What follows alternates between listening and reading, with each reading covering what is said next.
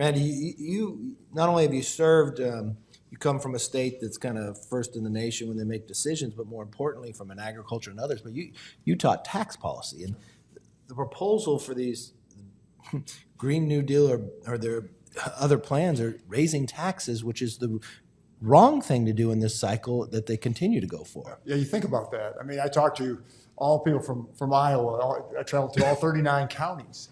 And they're in pain because of the inflation, because of the input costs. But not only that, they're fearful of what's going to happen as they look forward when it comes to stepped up in basis, capital gains, like-kind exchange costs, when it comes to tax increases.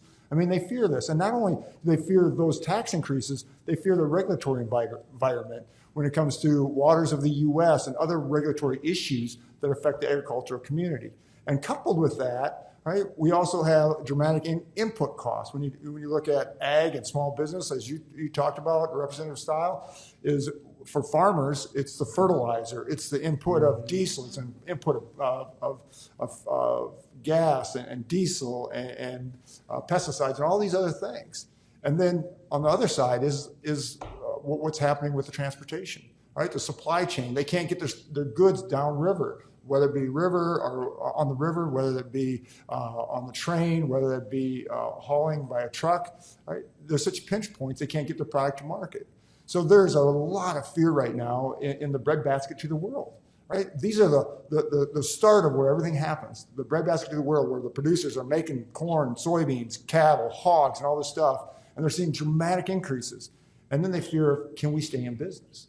Coupled with all the regulatory environment, coupled with a possible drought. I mean, these are fearful times, and it's all because of a Biden administration that fails to look at all these problems, and it continues to spend out of control and doesn't do anything with inflation.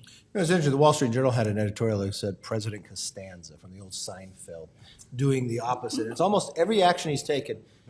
When you burden a small business with more regulations at a time and you spend more money than you have and you have government pay people more to stay home than to work, you're creating inflation. It's a spiral effect of what you talked about.